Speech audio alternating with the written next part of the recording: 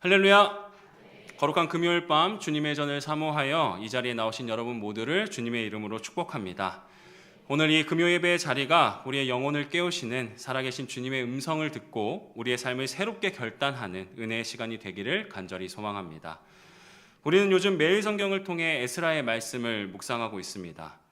새벽에 매일 성경 말씀을 통해서 새벽 예배를 드리다 보면 오늘처럼 길게 말씀을 읽을 때가 있는데요. 이렇게 길 줄은 저도 몰랐습니다. 새벽 예배에 나오시면 이렇게 긴 말씀도 익숙해질 수 있습니다. 다시 한번 하겠습니다. 새벽 예배에 나오시면 아닙니다. 안 하겠습니다.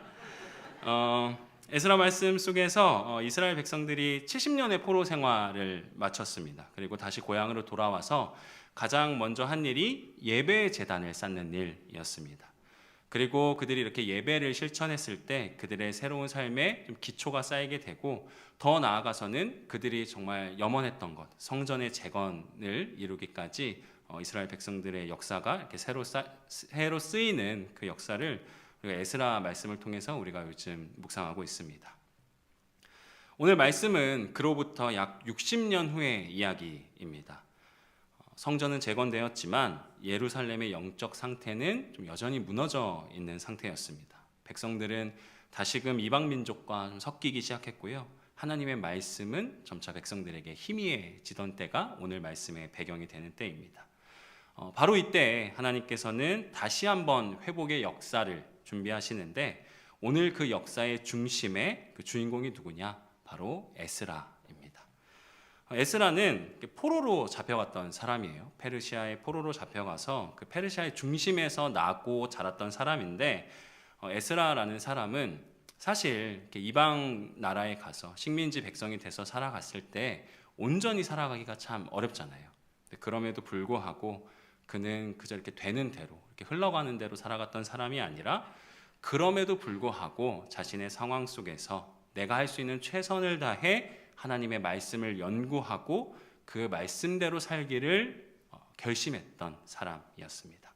오늘 이 시간에는 이 에스라의 이야기를 통해서 하나님께서 우리의 삶에 어떻게 개입하시는지, 우리는 그것을 어떻게 분별해야 하는지를 함께 깨닫기를 소망합니다. 오늘 본문 11절부터 26절까지의 말씀은 아닥사스다 왕이 내린 편지의 이야기예요. 편지를 통해서 에스라에게, 그리고 모든 자신의 신하들에게 내린 내용인데요. 그 내용을 천천히 묵상해 보면, 우리는 오늘 조금 빨리 읽었지만 좀 천천히 묵상해 보면 이 이야기는 어떤 인간의 상식이나 어떤 논리 합리성으로는 도저히 설명할 수 없는 이야기입니다. 우리가 늘 읽어오던 성경 말씀이니까 우리는 자연스럽게 받아들이지만, 이걸 이렇게 한 발자국 떨어져서 보면 오늘 말씀은 과연 이 일이 실제로 일어나기는 한 일일까 의심이 될 정도로 너무 놀라운 이야기인데요. 당시에 아닥사스다 왕은 전 세계에서 제일 힘이 셌던 페르시아 제국의 황제입니다. 오늘 성경에서도 보면 왕 중의 왕, 왕의 왕이다 라는 표현이 나오는데요. 그런 권력자가 그저 그냥 식민지 백성 중에 한 명이었던 에스라에게 엄청난 것을 허락하는 이야기가 오늘 성경 본문의 이야기입니다. 그 왕이 에스라에게 무엇을 허락했냐? 크게 세 가지로 볼 수 있는데, 먼저 첫 번째로는 식민지 백성들의 귀환을 허락하고 심지어 독려합니다. 13절 말씀에 나와 있는데요. 우리 13절 말씀 함께 읽어보겠습니다. 시작. 조서를 내리노니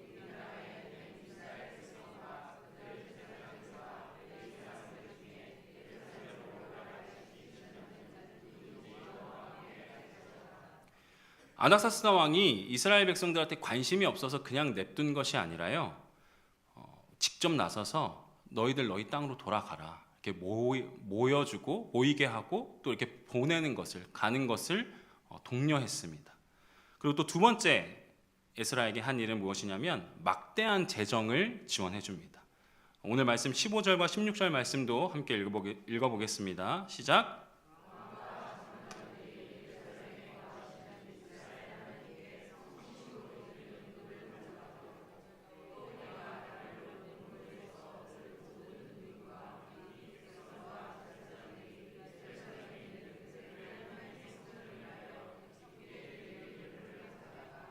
아멘. 이스라엘 하나님께 성심으로 드리는 뭐를 가져간다고요? 은과 금이죠. 네. 요즘 다들 아시겠지만 금값이 장난 아니잖아요. 모든 은금을 가져가고, 이게 좀 실제적으로 보셔야 돼요. 그냥 이렇게 글자만 있는 게 아니라 모든 은금을 가져가고 온 도에서 얻을 모든 은금과, 근데 뭐 금을 엄청나게 줬나 봐요. 그리고 이 예물뿐만이 아니라 22절에 보면 왕의 창고에서 에스라가 필요로 하는 것은, 이스라엘 백성들이 필요로 하는 것은 무엇이든지 쓸 만큼 다 가져가라 라고 나옵니다. 사실상 무제한 지원을 약속한 거죠, 식민지 백성에게.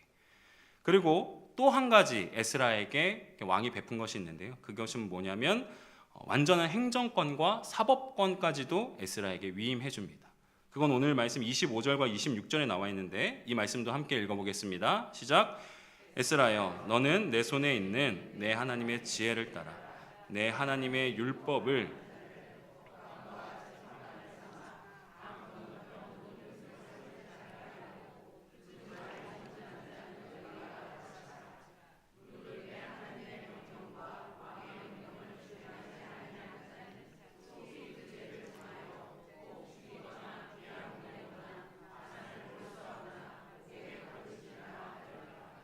아멘. 백성들을, 식민지 백성들을 모아서 너희들 고향으로 돌아가라 독려한 것뿐만이 아니라요, 엄청난 재정, 거의 무제한의 재정을 지원한 것도 모자라서 행정권과 사법권까지 에스라의 손에 쥐어줍니다. 사실 뭐 재판관을 임명할 권한을 주고, 심지어 페르시아도 법이 있을 거 아니에요. 한 나라의 근간은 법인데, 그 페르시아의 법이 아닌 하나님의 율법으로 너희들의 동네에서, 너희들의 마을에서는 하나님의 율법을 너희 땅의 공식 법률로 하라는 거예요. 심지어 거기에 따르지 않는 자는 죽여도 좋다, 가둬도 좋다라는 사법권까지도 에스라에게 그 왕이 부여합니다. 저는 이 말씀을 묵상하면서 도대체 왜 이 왕은, 아닥사스다 왕은 이렇게 상식 밖의 일들을 허락했을까? 차라리 식민지를 안 삼으면 되잖아요. 그냥 냅두면 될 텐데 그런 것도 아니고 식민지로 삼았던, 정말 왕의 눈에는 보이지도 않을 에스라에게 왜 이런 것들을 허락했을까? 솔직히 말해서 에스라 입장에서는 더할 나위 없이 좋은 일이죠. 뭐 그 일의 논리를 따지기 전에 왕이 이렇게 해준다는데 너무나도 기쁘고 좋아할 만한 일이지만, 저는 이 말씀을 보면서 왜 도대체 이런 일이 어떻게 일어난 걸까? 그런데 제 안에 습관적으로 이렇게 생각하는 것이, 우리 그리스도인들은 성경에서 이런 일을 볼 때, 혹은 우리가 살아갈 때 이렇게 좀 이해할 수 없는 일이 벌어졌을 때 이렇게 흔히 말하는 것 같아요. 하나님께서 이 일에 개입하셨다, 혹은 하나님께서 기적을 행하셨다. 그런데 저는 오늘 이 시간 여러분께 묻고 싶어요. 이것이 정말 하나님이 하신 일이 맞습니까? 진짜 물어보는 거예요.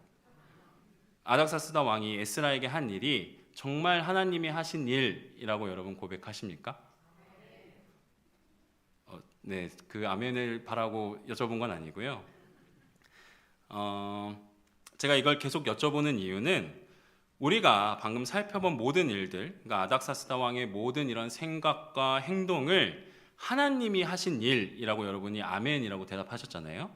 아멘이라고 하신다면, 여러분이 그렇게 생각하신다면 그 생각의 근거는 어디에 있습니까?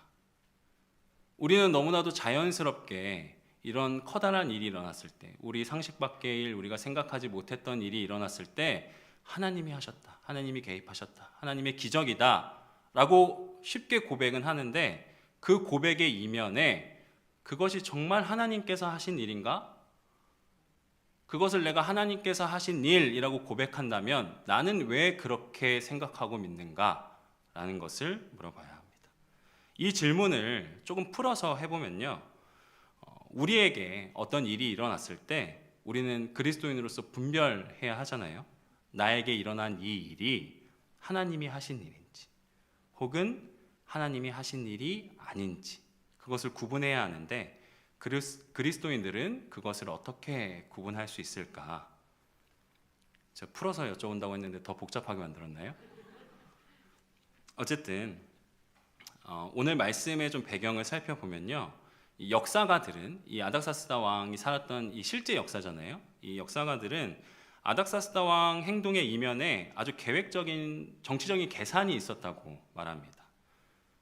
당시 페르시아 제국에는 아주 큰 골칫거리가 하나 있었는데 그것은 다름 아닌 이집트의 반란이었습니다. 지도를 하나 보려고 하는데요. 지도에 보시면 저기 주황색으로 표시된 곳이 페르시아 제국의 영토입니다. 그리고 왼쪽에 보면 이집트라고 써져 있는 거 보이시나요? 네. 이집트는 당시 페르시아의 지배를 받고 있었지만 끊임없이 페르시아로부터 독립하려고 했고 이 아닥사스다 왕 당시에도 큰 반란이 일어날 정도로 페르시아 제국의 큰 골칫거리가 바로 이 이집트의 세력이었습니다. 사실 페르시아가 처음부터 컸던 게 아니라 여러 식민지를 넓혀가면서 제국이 확장되었거든요. 근데 저기 저 서남부, 그러니까 제국의 중심에서 멀리 떨어져 있는 이집트가 계속 반란을 일으키면서 독립하려고 하자, 그러니까 아닥사스다 왕 입장에서는 당연히 그것을 진압해야 되잖아요. 근데 그 진압하는 길목에 바로 예루살렘이 있었습니다.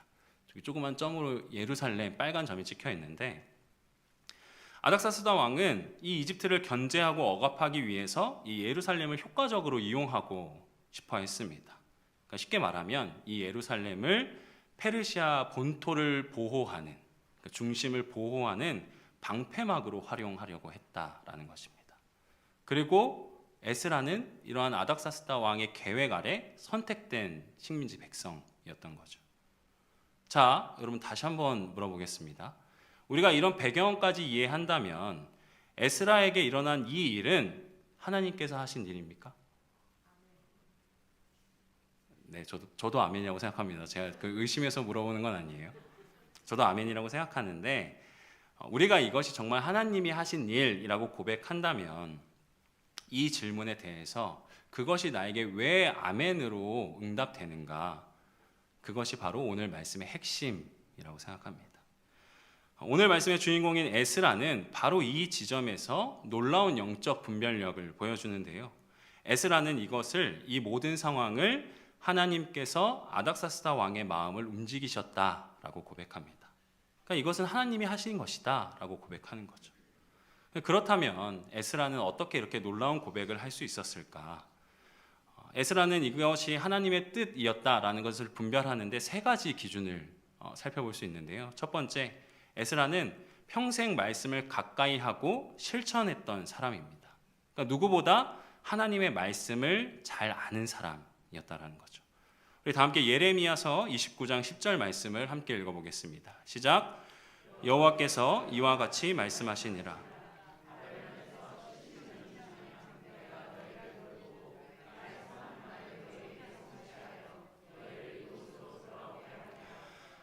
바벨론에서 70년이 차면 내가 너희를 돌보고 나의 선한 말을 너희에게 성취하여 너희를 이곳으로 돌아오게 하리라. 예레미야의 예언입니다. 성전과 사람을 다시 세우기 위하여 너희를 다시 이곳에 돌아오게 하겠다는 하나님의 말씀을 에스라는 이미 알고 있었습니다. 그러니까 말씀을 가까이 했던 사람이고 말씀을 연구했던 사람이다 보니 우리를 향한 하나님의 말씀이 무엇이었는지 철저하게 알고 분석했던 사람입니다. 그래서 하나님은 하나님의 말씀을 아는 사람이었기 때문에 지금 나에게 일어나는 상황이, 지금 아닥사스다 왕이 하는 저 행동들이 그저 우연히 일어나는 것이 아니라 아닥사스다 왕의 정치적인 계획 때문에만 일어나는 것이 아니라 하나님의 말씀에 의해서 일어나는 것이다 라고 확신할 수 있었습니다. 그러니까 다시 말해서 에스라는 주야로 하나님의 말씀을 묵상하고 공부했던 사람으로서 하나님의 말씀을 통해 자신의 상황을 분별했던 사람입니다. 제가 오늘 이 자리에서 다시 한번 하나님의 말씀을 묵상하는 것, 하나님의 말씀을 연구하는 것이 얼마나 중요한 것인가 강조하는 것은 무의미한 일이라고 생각합니다. 그래서 우리 교회에서도 홀리 임팩트를 준비하고 있죠. 목자님들은 아실 텐데 이번 홀리 임팩트는 포스터 나오나요? 네. 성경 통독으로 진행됩니다. 갑자기 홀리 임팩트 광고를 하는데 하나님의 말씀을 아는 것이 그만큼 중요한 일이기 때문에 우리 이번 시간을 통해서 하나님의 말씀을 같이 잘 알아가는, 그 말씀을 통해서 나의 삶을 그리고 나의 인생을 잘 분별하는 우리 신세계교회가 되기를 소망합니다. 그리고 에스라가 어떻게 이 상황을 하나님의 뜻임을 분별했나? 두 번째는 에스라는 하나님이 어떻게 일하시는 분인지, 어떻게 일하시는지 그 방법을 분별할 줄 아는 사람이었습니다. 유대인들에게 이번 일이 처음 일어난 일이 아니잖아요. 70년 전에 이미 이스라엘 백성들은 1차 귀환을 경험했던 사람들입니다. 에스라 1장에 보면 바사왕 고레스의 마음을 하나님께서 감동시키셔서 이스라엘 백성들을 귀환시켰다라고 나옵니다. 에스라는 그 옛날 한 6, 70년 전에 하나님이 이방왕 고레스의 마음을 움직여서 자신의 백성들을 다시 고향으로 돌려보내게 한 것, 성전을 짓게 하셨던 것을 알고 있었던 사람입니다. 그리고 오늘 또다시 하나님께서 다시 한번 이방왕의 마음을 움직여서, 아닥사스다의 마음을 움직여서 오늘 우리들에게, 오늘 나에게 역사하시는구나, 이것이 바로 하나님께서 일하시는 방법이구나 라는 것을 알았던 사람입니다. 하나님은 시대에 따라서, 그리고 상황에 따라서, 각 사람에 따라서 모두 다른 방식으로, 다른 방법으로 일하시는 분입니다. 여기 우리가 많은 사람들이 앉아있지만 물론 신세계 교회를 위해서 일하시는 하나님의 방법은 동일할 거예요. 그러나 여기에 한 사람 한 사람, 권사님, 집사님, 장로님, 우리 어린 아이, 다음 세대 아이들까지 다양하게 앉아있는데 각 사람에게 임하는 하나님의 방식은 너무나도 다양합니다.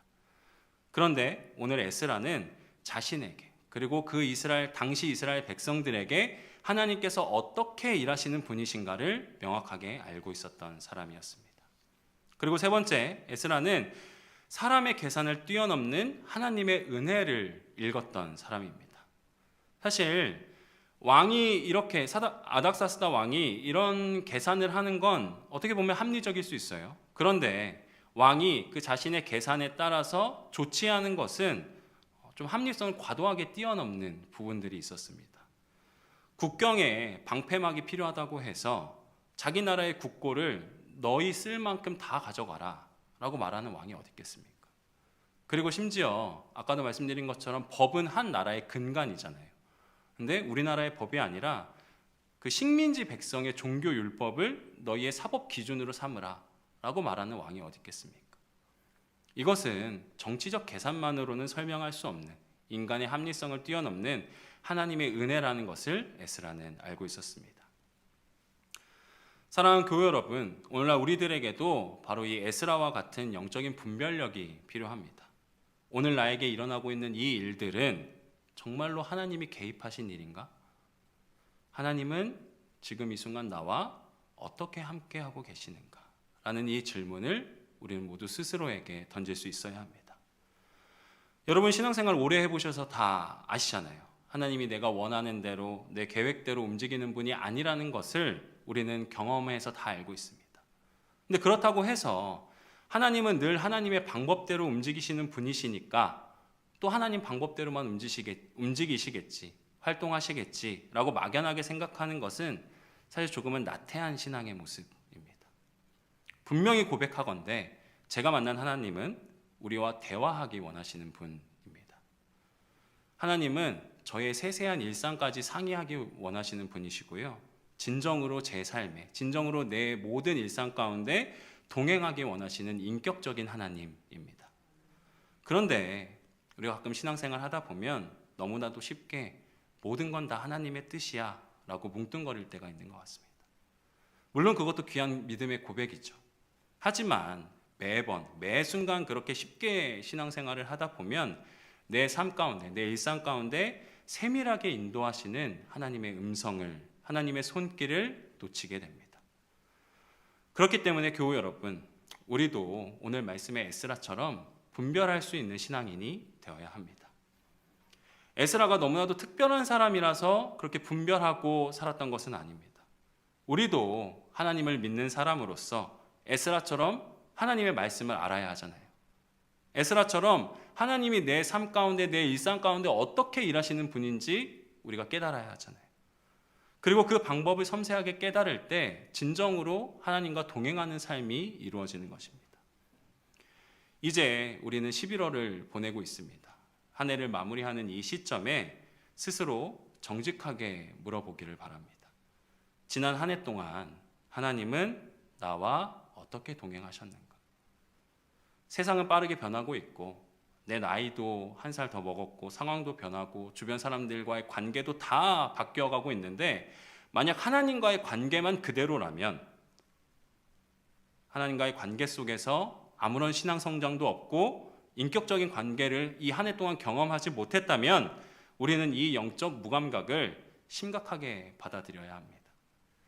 하나님과의 관계에 소홀했던 것, 분별에 소홀했던 것이야말로 오늘 우리가 하나님 앞에서 깨져야 할, 하나님 앞에 깨트려야 할 가장 큰 신앙의 과제인 줄로 믿습니다. 그렇다면 우리는 왜 이렇게 영적인 분별에, 신앙의 분별에 진심을 다해야 할까요? 이렇게 분별이 중요한 이유는 분별을 해야만 하나님 앞에 진정한 순종이 가능하기 때문입니다. 분별을 통한 순종만이 하나님을 향한 나의 가장 깊은 갈망을 발견하게 해줍니다. 여러분, 하나님께 순종한다는 것이 무엇입니까? 오늘 에스라의 모습이 저는 바로 순종의 대표적인 모습이라고 생각합니다. 겉으로만 보면 에스라의 순종은 편안했던 페르시아, 바벨론에서의 삶을 버리고 고난의 십자가를 선택하는, 다시 그 폐허가 된 예루살렘으로 돌아가야 하는 것을 선택한 것처럼 보입니다. 솔직히 바벨론에서 하나님의 말씀 연구하면서 살아도 되잖아요. 그냥 어느 정도 지위도 있겠다, 왕의 신뢰도 얻었겠다, 그냥 사람들 가르치면서 살아도 되잖아요. 그게 편하죠. 그곳은 너무나도 풍족한 곳이고 부족함이 없는 삶인데, 그런데 갑자기 하나님께서 예루살렘으로 가라고 하시는 거예요. 그곳은 거의 1500km가 넘는, 당시를 생각하면 너무나도 먼 길이었고 척박한 땅이고, 무엇보다 당장 내일의 나의 삶이 어떻게 될지 모르는, 내일의 삶이 보장되지 않는 선택이었습니다. 그런데 그곳을 향해 가는 것이 오늘 말씀에 의하면 하나님의 뜻이라는 것입니다. 그런데 우리가 주목할 것은 이것이 에스라에게 고통스러운 포기가 아니었다는 것입니다. 매일 말씀을 묵상하고 내 삶에 하나님께서 어떻게 일하시는지를 경험하고 내 계산을 넘어서는, 내 합리성을 넘어서는 하나님의 은혜를 통해 에스라가 발견한 것은 무엇입니까? 그것은 바로 하나님께서 가라고 하시는 그 길이 사실은 에스라 자신이 가장 갈망했던 길, 가장 원했던 삶의 모습이라는 것입니다. 우리 다 함께 에스라 7장 10절 말씀 함께 읽겠습니다. 시작.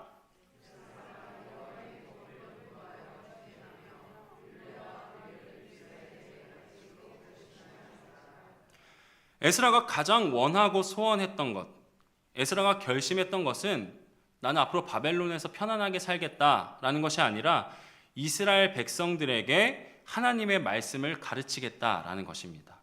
그리고 이 말씀은 7장 10절에 나와 있죠. 아닥사스다 왕의 조서가 내려온 것은 7장 11절의 말씀입니다. 아닥사스다 왕의 조서가 내려오기 전에 이미 에스라는 나는 이스라엘에게 하나님의 말씀을 가르치는 삶을 살겠다라고 결심했던 것입니다. 하나님께서는 바로 에스라가 원했던, 그가 평생을 바쳐서 꿈꿔왔던 그 길을 상상하지 못한 방식으로 열어주신 것입니다. 그리고 거기에 아멘으로 화답하는 것이 바로 하나님을 믿는 사람들의 순종의 모습입니다. 엉뚱하게 엄한 데서 순종한다고 선언하는 것이 아니라 치열하게 분별하고 그 가운데 하나님의 뜻을 깨닫고 그 깨달은 하나님의 뜻을 따르는 것이 바로 그리스도인의 순종입니다. 말씀을 정리하겠습니다.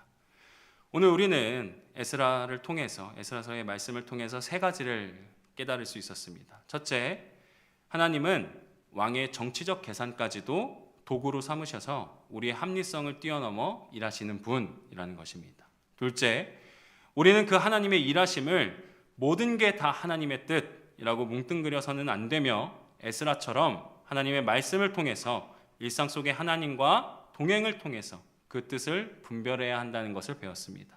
그리고 세 번째, 그렇게 분별된 하나님의 부르심은 고통스러운 포기가 아니라 이미 우리 안에 심겨져 있던 나의 가장 깊은 갈망의 성취라는 것을 우리는 배울 수 있었습니다.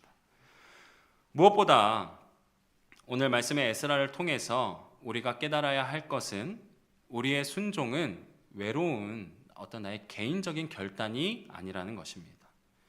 우리의 순종은 에스라가 고백하듯이 이미 내 위에 함께 하시는, 우리 위에 함께 하시는 하나님의 손을 붙잡는 일입니다.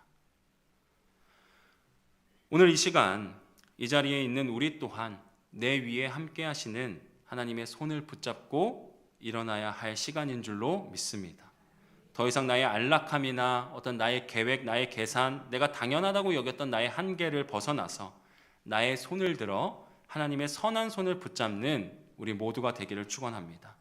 우리가 손을 들어 기도할 때, 우리가 안락함의 자리를 버리고 박차고 일어날 때 에스라를 도우셨던 그 하나님의 선한 손이 우리의 삶에도 동일하게 임하셔서 우리를 통해 새로운 역사를 시작하실 것입니다. 함께 기도하겠습니다.